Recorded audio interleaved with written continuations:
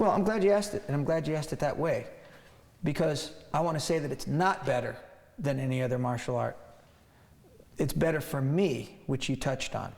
It's better for me for a lot of reasons, and it could be better for other people for a lot of reasons, but it doesn't mean that it's better in general for everybody. See, there's a lot of considerations that you have to think about before you start training in a martial art. And the first one, in my opinion, the most important one, is your own personal potential or non-potential to be good at that art, to be able to perform it well.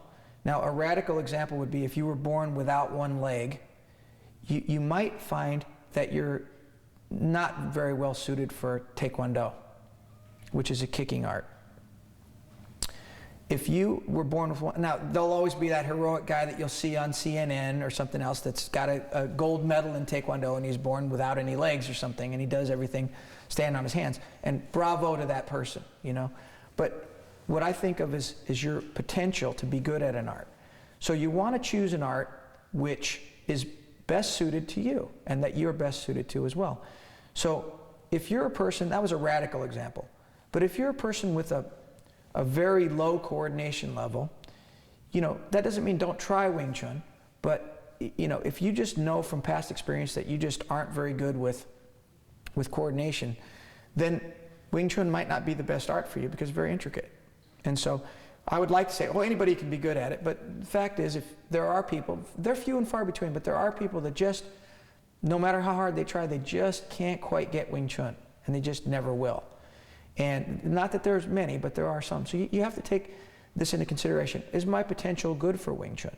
And actually, Wing Chun has a really good spectrum to offer people, you know, even people that aren't really very flexible, or people that are a little bit older, people that aren't really strong or aren't very big. You know, it appeals to those masses. There really aren't a lot of people that can't be good at Wing Chun, although they do exist. I'm one of them. Now, there's also the consideration, is this something that I like? Does this appeal to me? Is this something that I'm excited about and I'm going to stay excited about? Because, you know, if you don't really feel that intense passion for that art, then it's just not for you, because you're not going to put your heart into it, you're not going to train it, you're not going to enjoy going to class, you're going to dread going to class, and eventually it's going to end up, you know, in the closet with your bull worker and your abduer machine and all those other things that you used to hang your clothes from, instead of using them the way they were meant to be used. So you really have to consider your own personal feelings about an art, about whether or not you think that it's the art for you. Another thing you have to consider is what kind of teaching is available in my area. Because realistically, if you've got a really great, say, karate instructor that's living downstairs from you and he's got a school, and you know, that might not have been your first choice of an art, or it might be, but if it weren't, and you've got this world-class legend living downstairs, and there's a Wing Chun guy down the block who's you know, maybe not so great, you might want to really consider, hey, I can take up Wing Chun at some other point in my life, but there's a golden opportunity here to grab something from this instructor. And it might be the other way around. You might be a guy that wants to do karate, but there's your Wing Chun guy downstairs. So you want to look at your ability to learn it from someone. So there's considerations. So Wing Chun for me is the best art, because obviously after 39 years, I'm still very passionate about it. I love it. Everything I have in this world, everyone I know, all my friends and all my possessions are somehow related to Wing Chun.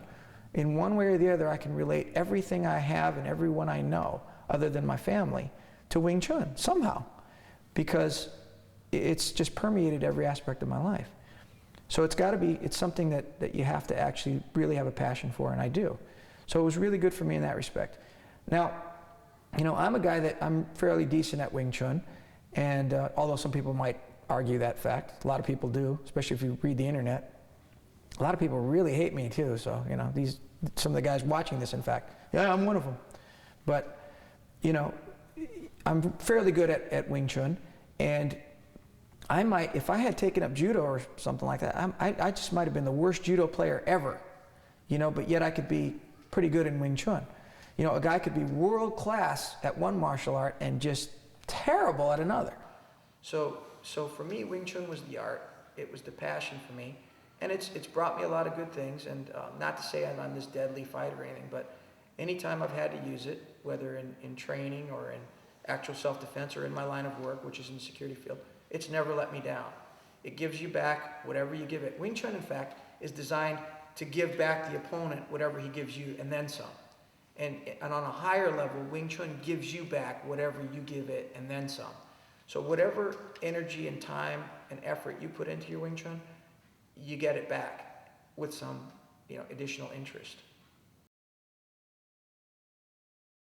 The fact is, to me, that Wing Chun is just so fun and so interesting. And again, it relates back to the fact that everything I have and everyone I know is a result of Wing Chun, whatever it is.